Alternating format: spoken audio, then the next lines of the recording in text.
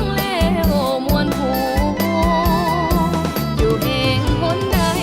เขาตอบสนองให้เพื่อความสุขทานเสินไปเที่ยวไว้หวานหลวงพระบางสุดแสนสวยงามดังเมืองสวรรค์หรือเป็นพับฮาร์ดบีทอยู่ที่วังเวียงหลายคนหูกันเที่ยวทางนางบัวเขียนส่วนนั้นอาหารได้ใกล้ได้ผ่านเสินแม่เสินเที่ยวเลี้ยวโค้ยลงไปอยู่ภาคใต้ฮาร์ดบีทปากเซเที่ยวส่องวัดภูดินแดนกาแฟเหมือนมนต์เสน่ห์พาใจซื่นบานยับขึ้นมาถึงถิ่นแดนไดโนเสาร์อยู่โพนสว่างไว้ว่านครไกรสอนเด้อทานได้ใกล้ได้ผ่านอย่าลืมเด้อเสินแม่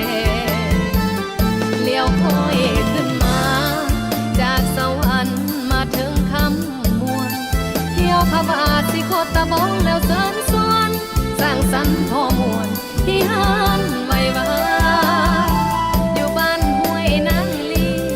มาเที่ยวลินให้สุขสำราญแล้วค่อยกายผ่านขึ้นมาเที่ยวนครหลวงเวียงจันทน์มีงานสร้างสรรค์อยู่เวียงจันทน์อย่าลืมเดินหน้าชม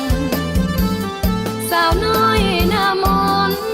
ยังคอยถ่ายอยู่หันไว้ว่า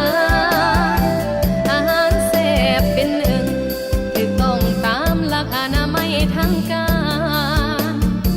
ขอบใจเด้อทุกท่านที่มาสร้างสรรค์อยู่หันไว้ว่าจะบ่ลืมคุณทานจากใจหันไว้วานขอขอบใจขอบใจ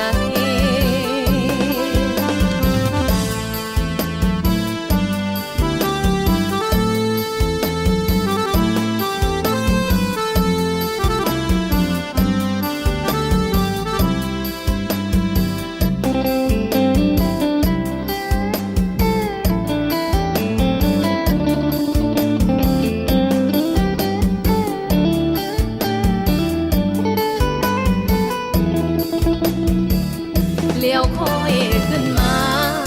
จากสวรรค์มาถึงคำมวลเที่ยวพระบาทสิโคตะบองแล้วเสินสวนสร้างสรรค์พอมวลที่หันไว้ว่าอยู่บ้านห้วยนางลีมาเที่ยวลินให้สุขสำราญแล้วค่อยกายผ่านขึ้นมาเที่ยวนครหลวงเวียงจันทน์มีงานสร้างสรรค์อยู่เวียงจันทน์อย่าลืมเดินหน้าชม